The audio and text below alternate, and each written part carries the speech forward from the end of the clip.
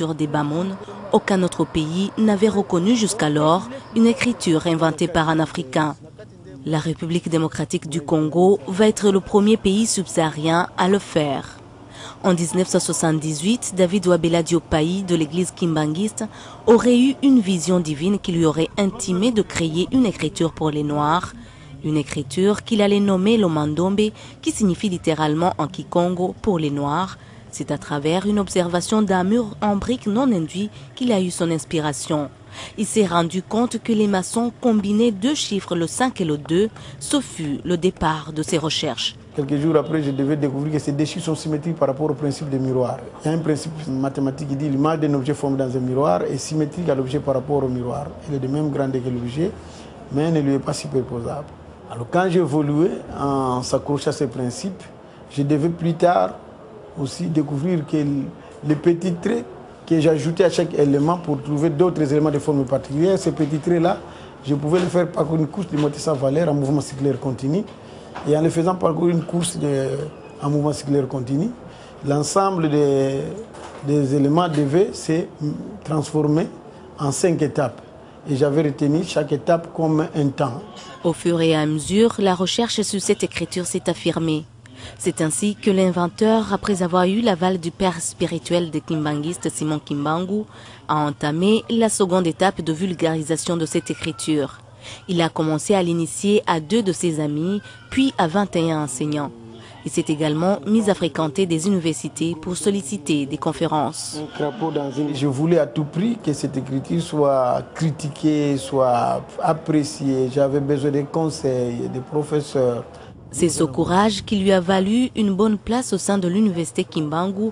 Cette université, créée par l'église kimbanguiste le 28 novembre 1994, a été la première à donner l'opportunité à cet inventeur d'enseigner le Mandombe en République démocratique du Congo. Cette université, qui accueille tout le monde et pas seulement les membres de cette église, possède 6 facultés. Et depuis la première année, l'écriture Mandombe est enseignée. En donnant un petit trait à 5, et le 5 devient 6.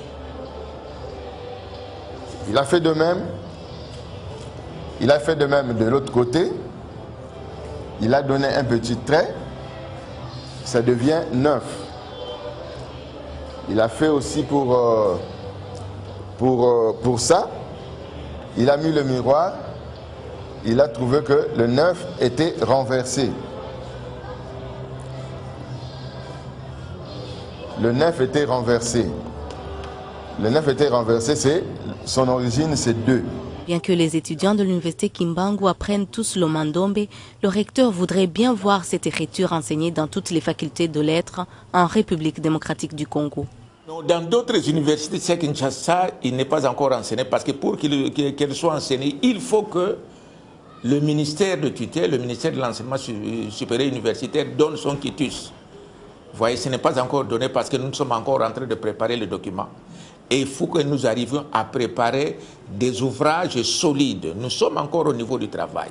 Et d'ailleurs, même il y a une collaboration entre nous et certaines universités portugaises, espagnoles et allemandes.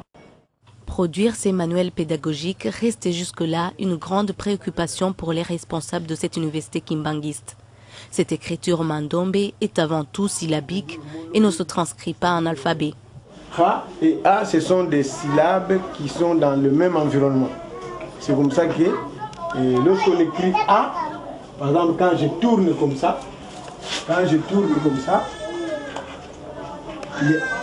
le A ici devient A. Cet inventeur de l'écriture Mandombe a rencontré le ministre de l'Enseignement supérieur et universitaire. Une fierté pour ce ministre qui entend valoriser cette découverte. Je lui ai dit, au-delà de tout ce qui peut être une révélation, rester un scientifique.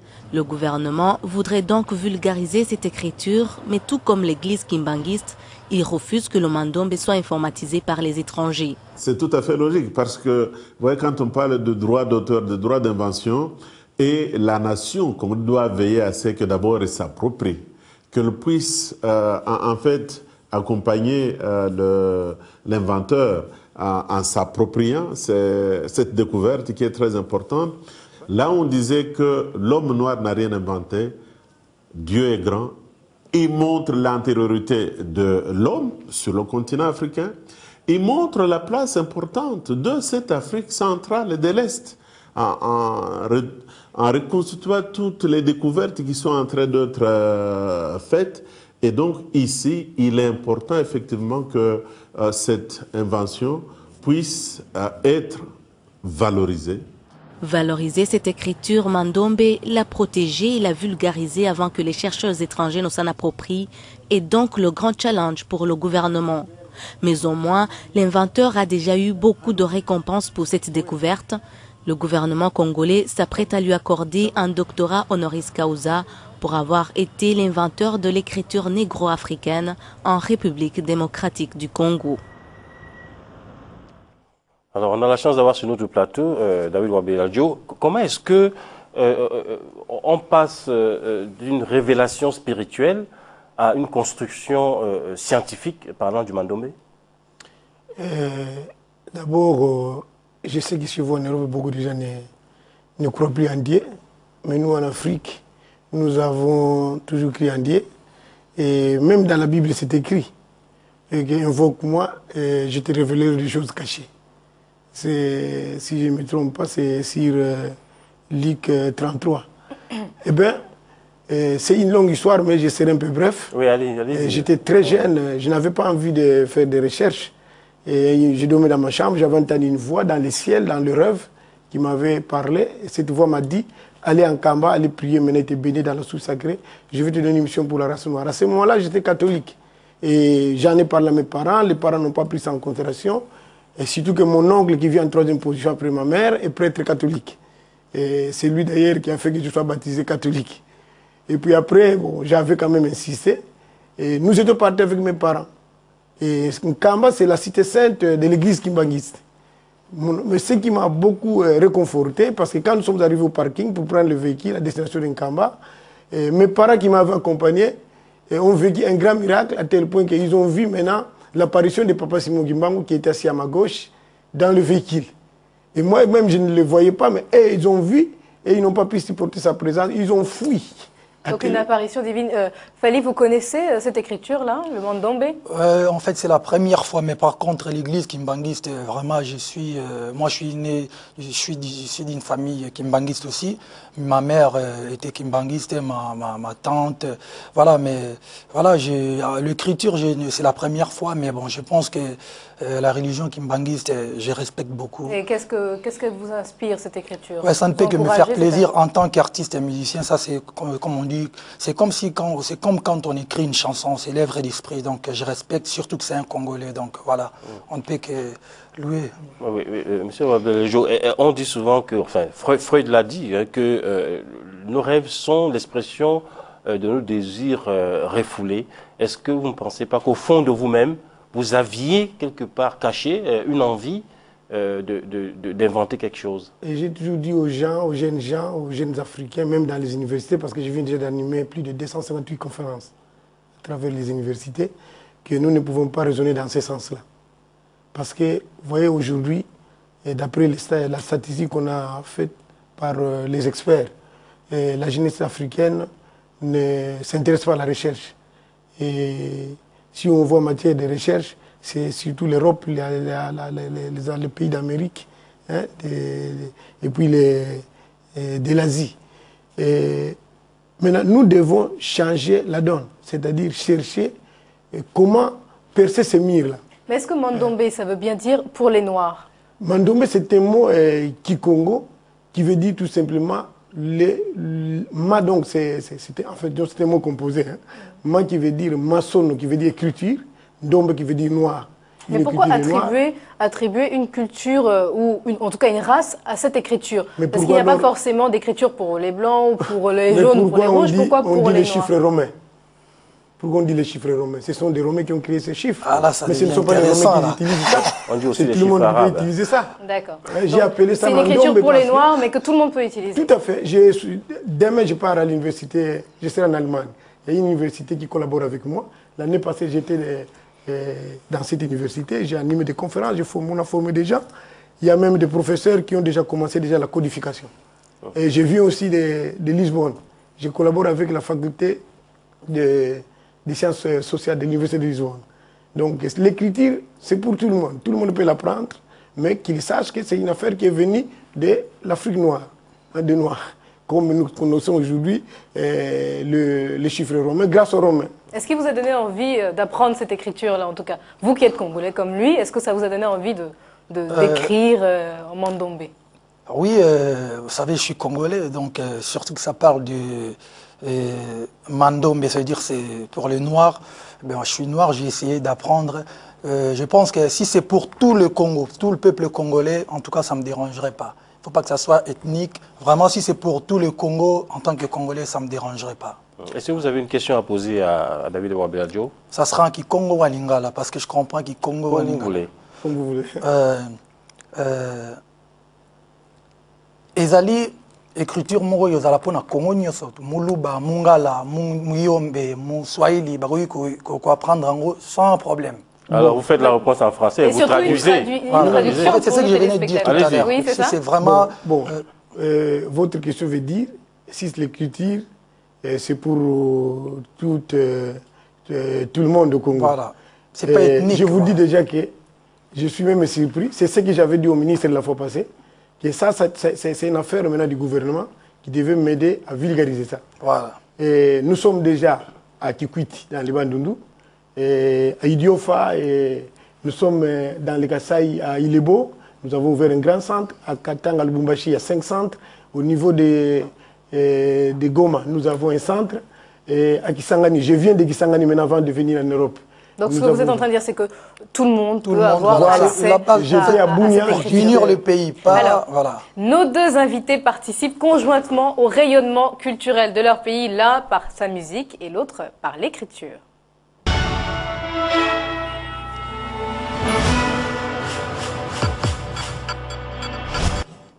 Oui, Marie, vous l'avez dit, l'un est artiste musicien connu à l'échelle planétaire, l'autre est inventeur d'une écriture négro-africaine. Fally Ipupa, comment devient-on un artiste musicien de renommée internationale quand on vient de Kinshasa? Je pense que c'est d'abord inné. Vous devez être artiste et musicien. Moi, je suis artiste et musicien, ça va faire près de 15 ans. Donc, je n'ai pas appris la musique en fait. Je suis né avec ça. C'est un don de Dieu. Et puis après, bon, il faut faire, il y a la promo, il y a la volonté de travailler. Et puis voilà. Mais beaucoup d'artistes font énormément de promotion, travaillent avec acharnement et pourtant ne parviennent pas à se hisser au niveau que vous avez atteint. Voilà, c'est comme je vous disais tout à l'heure, c'est d'abord un don de Dieu. C'est Dieu qui donne tout. Donc vous pouvez avoir être pété de talent, mais ça si c'est vraiment pas si vous n'avez pas la chance, donc voilà, on n'y peut rien. C'est Dieu qui donne la chance et puis après, il faut vouloir perfectionner. Et peut-être vos collaborations avec d'autres artistes aussi, oui, mais c'est d'abord avoir toi-même du talent. Je pense que c'est important d'être déjà forgé, avoir la volonté de travailler. Collaboration ou pas, ça viendra après. Il faut d'abord être artiste et musicien, avoir la volonté et l'amour de ton métier. Voilà, je pense. Alors, il y a 50 ans, Joseph Kabasele chantait Indépendance Tcha-Tcha. Ouais. 51 ans après, pensez-vous que l'Afrique soit indépendante? Ouais, je vais dire oui et non. Ouais, je vais dire oui et non. Vous savez, j'aime pas trop parler de la politique. Je reste un artiste et musicien, mais je vais dire oui et non. Voilà. Et au niveau de votre... Qu'est-ce que vous ressentez aujourd'hui quand vous voyez que vous êtes un exemple pour de nombreux Congolais, par exemple? Ça me fait plaisir. J'ai toujours dit à mes fanatiques, il faut avoir la détermination, il faut avoir la volonté et mettre un peu de l'ordre et du sérieux dans ton travail. Et puis, mais la musique, ce n'est pas que de l'amusement, c'est aussi un travail... Non, c'est un travail. Moi, je vis de la musique. Si on enlevait la musique aujourd'hui, je ne sais même pas comment je vais faire pour... faire nourrir ma famille. Donc moi, je suis artiste et musicien. C'est un boulot comme tout autre métier. Donc je pense que je ne changerai pas mon métier. Voilà. David Wabeladjo, il le disait, Fally Ipupa, tout vient de Dieu. Le don artistique vient de Dieu. Quelle peut être la part du travail personnel dans ce que Dieu vous a donné? Bon, mais c'est ce que nous venons de suivre tout à l'heure. C'est-à-dire, j'avais d'abord découvert, moi, que les maçons au monde, en s'y posant les briques, c'est-à-dire les maçons en construisant le milieu des briques, ils entrecroisent des éléments qui ont la forme des chiffres 5 et 2. C'est comme ça que j'ai découvert cette écriture. Et après, j'ai fait un rêve dans lequel j'ai vu, parce que quand j'avais découvert ça, je n'avais pas pensé à faire des recherches avec. J'avais pris ça pour une simple découverte. Mais quand j'ai dormi, la nuit, j'ai fait encore un autre rêve dans lequel Papa Simogimango est à Paris, dans le rêve, et il m'a dit que les 2 chiffres-là qui étaient à découvert la journée, c'est avec ça que vous allez faire tout ce dont vous aurez besoin dans l'activité matérielle. Commencez à étudier ça. Et j'ai commencé à étudier ça. D'abord, j'ai découvert que ces des éléments sont symétriques par rapport au principe des miroirs. Ça qui m'avait beaucoup intéressé parce que la première découverte, c'était l'intuition. J'avais découvert cette technique par l'intuition en observant les mille de briques. Mais il fallait un principe pour développer cette recherche. Et j'ai découvert qu'il fallait utiliser le principe des miroirs et le principe de l'optique. Et en se basant sur ces principes, plus tard, je me suis rendu compte aussi qu'il fallait ajouter des petits traits à chaque extrémité de ces 2 éléments que j'avais découvert sur le mille de briques et qu'il fallait le faire parcourir une course de moitié sa valeur en mouvement circulaire continu. Donc ça a été une accumulation, une suite de mi-révélations, mi-sciences qui ont formé cette écriture. Voilà. Alors Fally, vous avez reçu de nombreuses récompenses à travers l'Afrique et même dans le monde. Alors quelle est votre actualité là? Est-ce que vous êtes en train de préparer un nouvel album pour vos fans? Ouais, l'actualité de Fally, déjà demain je pars au Congo-Brazza, je joue les 14 à Brazzaville, les 15 à Pointe-Noire, et après je serai pour le tirage des poules à Malabo, de la CAN. Voilà. Et puis je suis nominé le 6 novembre au MTV Europe Music Award. Je viens de gagner. Ce qui est quand même très très rare pour un Africain. Pour un Africain, donc j'ai demandé à tous les Africains de me voter pour que je gagne au moins cet MTV Europe Music Award. Et puis après, je serai en tournée en Afrique, Abidjan, Tchad, Gabon, il y a plein de dates, donc voilà, c'est à peu près ça. Et mes clips, le DVD collector de mes vidéos sort après-demain. Qu'est-ce que ça vous fait d'être une référence, un exemple, un modèle pour de nombreux jeunes Africains? En tout cas, ça me met un peu de pression quand même, mais ça me fait quand même plaisir. Ça me donne envie d'être sérieux et de bosser. Et je dirais à tous les artistes qui veulent devenir professionnels, il faut avoir la niaque, il faut avoir la volonté, puis ça ira. Voilà. David Mobiladjo, est-ce qu'il y a un tronc commun, une relation entre l'écriture musicale et l'écriture que vous avez découverte? Il y a quelque chose en commun? Lorsqu'il fallait procéder à la nomenclature des éléments, j'avais demandé au professeur qui m'avait suivi en conférence à l'INEKI, dans la faculté des sciences, de pouvoir m'aider à nommer les éléments de cette écriture. Et les professeurs m'ont dit, ah, toi tu as une idée qui t'inspire, allez demander à ton Dieu de te révéler les appellations. Et puis après, je me suis référé à la culture Congo. Il y a, on disait chez nous, les Congo, il y a un cantique, pardon, une chanson qu'on chantait dans les temps, mais dans cette chanson, on joue, les tam-tams africains avaient 2 sons. Les sons de Pakondongo. Je peux chanter ça s'il vous plaît? Allez-y. On chantait ça dans tous les villages du Royaume Congo. On disait Ngele, Ngele, Munzila Congo, Ndokote Lubamba Loame,